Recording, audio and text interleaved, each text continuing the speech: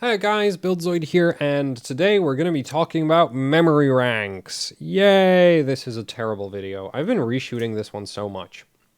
So, what are memory ranks and why you need to care about them? So, let's address first of all what are memory ranks. So, memory ranks are they refer to memory sticks and memory channel configurations, not memory configurations totally.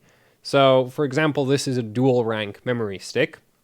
This is a single rank memory stick. This does not tell you anything about the total capacity of the memory stick. This is a 4 gigabyte stick. This is also a 4 gigabyte stick. This one's dual rank. This one's single rank. This here, come here, is a single rank memory stick, 2 gigabytes. Dual rank memory stick, 2 gigabytes as well. So, as you can clearly see, the capacity of the actual memory stick has no impact on the rankiness of the memory stick. It just doesn't matter. So, that's the first thing. So, your memory ranks don't care about the capacity of the memory stick. That doesn't refer to that at all. Now then, if we're talking about memory ranks on a CPU's, memory system, then in relation to like your memory configuration in a system, then we're referring to memory channels, because this is single rank, single channel. This is still single rank, dual channel, right? So we have two separate memory channels, but it is still a single rank configuration because we have a single rank memory stick on each of our memory channels. And ranks do not cross memory channels. They're internal to a memory channel or to a memory stick. So if we take this dual rank memory stick and we stick it onto channel 1, we now have a dual rank single channel memory configuration. And if we do this, then we have a dual rank dual channel memory configuration, but we don't have a quad rank setup. Now, this is quad rank single channel, right? And it's also conveniently, this is only 4 gigabytes of memory. This is a dual rank stick, 4 gigabytes, and that's dual rank single channel. And this is also still just dual rank, dual channel. And that would be quad rank, single channel. And then we can actually have triple rank, single channel as well. And honestly, if you're going for a triple rank memory configuration, this is kind of a pain in the ass to set up. Because essentially you want to match memory chips. So this right here I wouldn't actually run because this memory stick uses a low voltage Samsung memory chip and this uses some kind of Micron something that I can't remember the name of. But this is 2 gigabit Micron and this is 2 gigabit Samsung. And the way these work, like this memory stick doesn't scale past 1.75 volts. And if I remember correctly, these scale well past 1.8. So you wouldn't actually want to necessarily run this kind of thing for a competitive, like for benchmarking purposes. Also, this stick clocks to like 2600 megahertz. This one to like, I think 2133. This one times really low. This one times really loose. So they're just really like, they're not, comparable. And overclocking wise, they very likely wouldn't play well with each other because they just need completely different things. So if you're going to be going for a triple rank setup, what you'd really want to do is find like, say, like you'd have this like my personal, like for DDR4, what I would do is I would get a dual rank E-die memory kit and then a single rank E-die memory kit and then combine them. And that would give you your triple rank configuration per memory channel, right? Because you'd have your dual rank stick on each memory channel and then you'd have your single rank stick on each memory channel as well.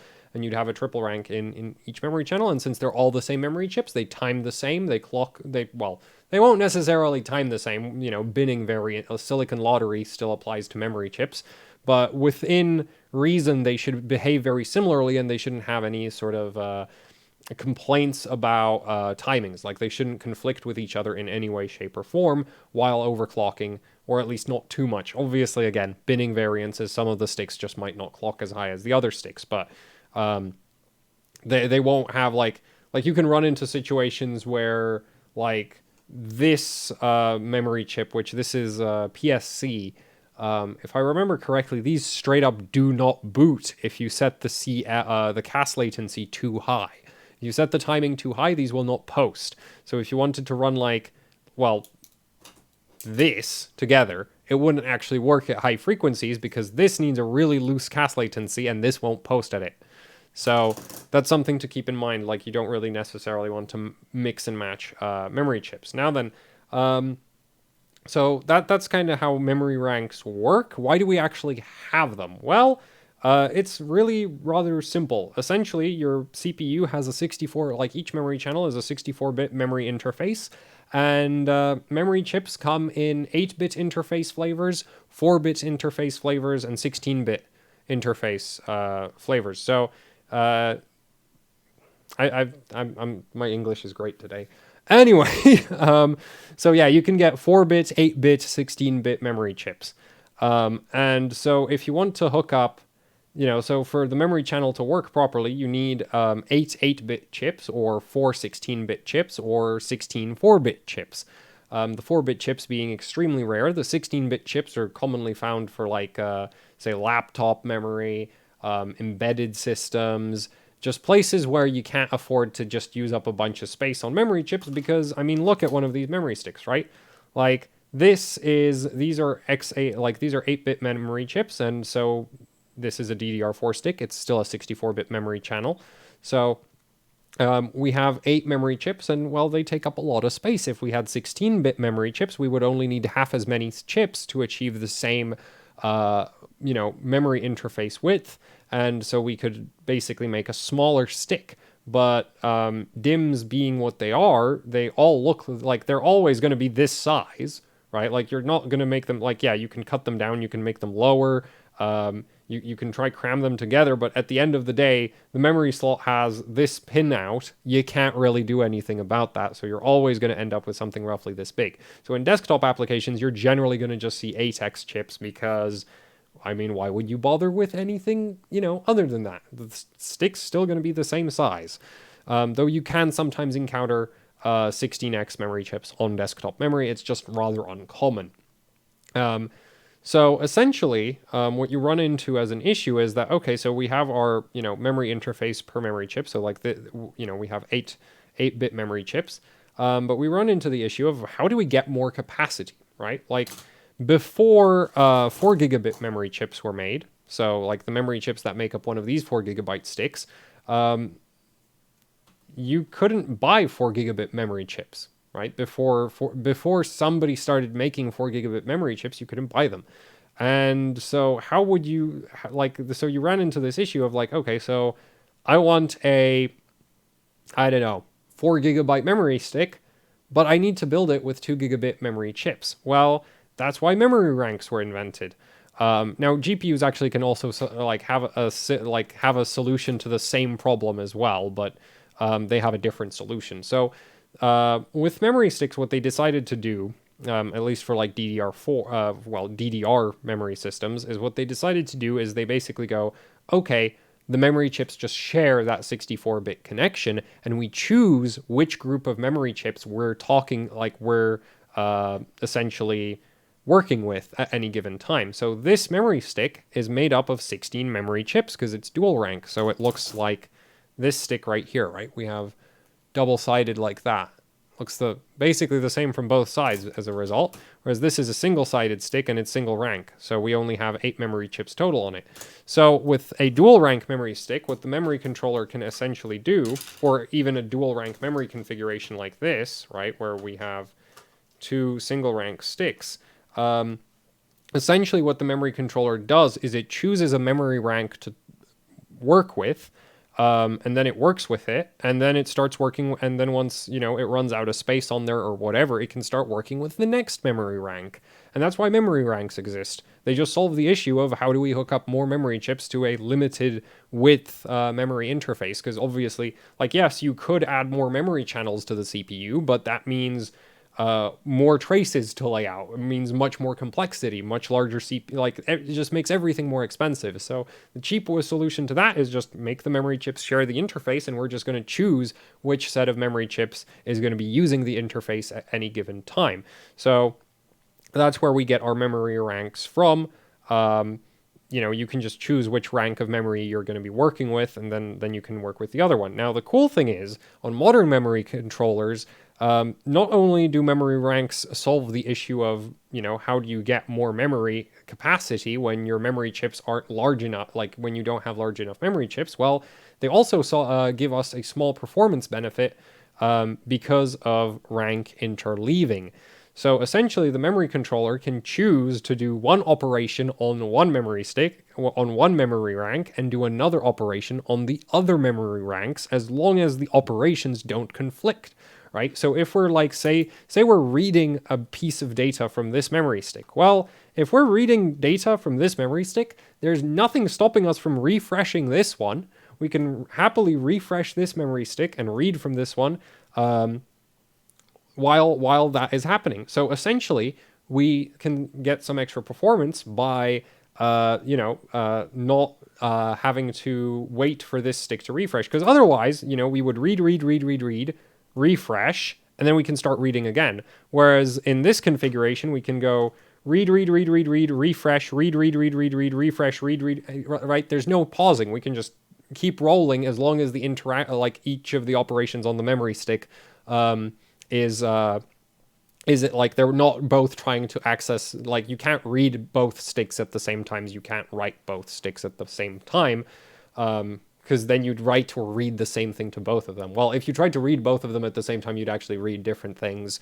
But if you tried to write both of them at the same time, you just write the same thing twice. So memory rank interleaving gives you a small performance benefit because while one of the memory ranks isn't using the interface, you can use the other memory rank. And this scales all the way up to quad rank. And in fact, in say server applications, you can go all the way up to octa rank and other ridiculous monstrosities. But server memory systems are a bit different because they are wired a bit differently and they work differently. But for desktop systems, you're generally going to max out at quad rank because that is a combination of two dual rank memory sticks, right? So you're not going to get like two quad rank memory sticks to work on a motherboard at least not on a consumer platform as far as I'm aware. So that's why we have memory ranks. That's what they do, right? They give us a small performance benefit, and they also solve the sort of capacity issues. The main reason why they exist is for the capacity. Now, on GPUs, the way they solve the capacity issue is they actually cut the memory interface to each of the memory chips, which is like a configuration thing. But with motherboards, like imagine if the memory stick came with like a switch on it, so that if you have one memory stick, right, it runs in 64-bit mode. And then if you have another memory stick, you have to configure your memory sticks to run in 32-bit mode so that they can run in parallel. That's kind of how a GPU does it. But ultimately, they decided, okay, that's silly. It's a viable option for GPUs because GPUs, like, you're not going to change the memory configuration on a GPU. For motherboards, for CPUs, not really an option because you want to be able to swap the memory out and not have to worry about like reconfiguring the memory sticks. That would be a massive pain. Though, well, it wouldn't necessarily be a massive pain, but they just kind of decided that they don't want to do that. Ultimately, I'm not it's just what the standard was agreed to be, and so we have memory ranks the way we have them now, where the memory chips share the interface, and you get a little bit of performance benefit on modern memory controllers. Now, at this point, you might be wondering, okay, so I'm going to go and buy myself a DDR4 platform, and I'm just going to pile on memory ranks. I'm going to run quad rank. And I'm going to tell you that that's a terrible idea. The issue is, and it's not as much of an issue on, say, DDR3, but at least on DDR4, if you start piling on memory ranks, you very quickly start losing memory frequency, especially on Ryzen. I'm not sure how bad it is on Intel. I've not really tested that, like I've not really had a chance to test Intel, test this on Intel as much as I'd like to. I also don't have dual rank memory sticks in DDR4. So I can't test a quad rank setup at all just because I don't have a way of building it. But as far as like, say even just dual rank on Ryzen, if you go from single rank to dual rank on Ryzen, your maximum memory frequency goes from, say, 3600 megahertz to 3200. So you lose 400 megahertz right there and then, like the moment you go from one configuration to the other. The other issue is, and I just hit the mic, sorry. The other issue is when you go from, like single rank to dual rank, your timings actually generally end up looser. And so your overall performance gain is not necessarily going to be a gain at all. You might lose so much clock speed and your timings might be so much worse that at the end of the day, you don't actually see any performance benefit from, if you were choosing, let's say these were DDR4 memory sticks, right? So these are dual rank sticks, and you were choosing between running 8 gigabytes of RAM like this, right? This is dual rank. And for DDR3, this is generally optimal because DDR3 memory controllers, they don't really clock that high. And at the end of the day, most of them, especially the later ones like Haswell, Ivy Bridge, I think even Sandy Bridge, you don't lose as much clock, you don't lose a whole lot of clock speed by adding on extra memory ranks, and the timings don't really change that much. So you just get a bunch of extra, you just get a bit of extra performance. But if you were looking at a DDR4 system, say on Ryzen, this would very easily clock, say, 200 to 400 megahertz lower than, this. And they'll still have the same capacity, right? This is dual channel single rank, and this will just outclock and outtime a dual rank, dual channel setup. So the performance benefits, you kind of I wish I had more concrete data on it, but I really I don't have dual rank memory sticks for DDR4, and that makes testing this really hard because obviously also depending on the kind of motherboard you have, there are benefits to running dual rank like this. Some motherboards prefer dual rank running like this. Some motherboards prefer dual rank running like that, right? Where it's one stick instead of two sticks, but yeah. So kind of hard to test, and so I don't really have a lot of practical data on this. But hopefully, this explains to you what memory ranks are. They're essentially just groups of memory, they're literally just groups of memory, right? Not necessarily memory chips, because X16 chips, well, no, they just come in smaller groups. So yeah, essentially memory, groups of memory chips that have 64-bit wide groups of memory chips that the memory controller can address somewhat independently, right? And that gives you some performance benefit and may or may not send your clock speeds and timings to hell. And they exist to address the issue of having extra memory capacity on CPUs. So that's what memory ranks are. They don't impact your stick, they don't control your stick capacity. Because obviously, if you have a dual rank stick using 2 gigabit memory chips, it's 4 gigabytes. Whereas if it was single rank, it was 2 gigabytes. But you can get that's more on the chip density itself. So yeah, hopefully this is useful. And makes sense to everybody. Yeah, that's what memory ranks are. They're just groups of memory chips, and the memory controller can do fancy things with them. Well, performance boosts with them. And oh yeah, one last thing I wanted to address. How do you identify how many memory ranks you actually have? Well, if you're this stupid webcam's cable keeps turning it. So if you have a memory stick already, you can just try look under the heat spreader. And most of the time, if you see memory chips on both sides, it's going to be dual rank. And I'm saying most of the time because obviously these chips could be X16 and then this would be a quad rank stick. But generally this is going to be dual rank because again, X16 chips just don't really make a lot of sense on a desktop platform for any real reason. So they are very, very rare. And this is, of course, a single rank memory stick, unless it uses 16 gig, the 16-bit memory chips again. So yeah, and you can just about see the memory chips under the heat spreader there on one side. The other side, you can't see anything right under there because there's a great big foam pad on one side of this memory stick. Which is there to maintain the heat spreader spacing. So, yeah. And a lot of the time you'll actually also, speaking of the siding of the memory sticks, a lot of the time you'll hear people refer to memory sticks as single-sided or double-sided. And that's a lot of the time used to, like, that's another way to refer to memory ranks, right? That they're indirectly referring to the rankiness of the stick. But again, you can sometimes get dual rank single-sided sticks if they just use X16 chips instead of X8s.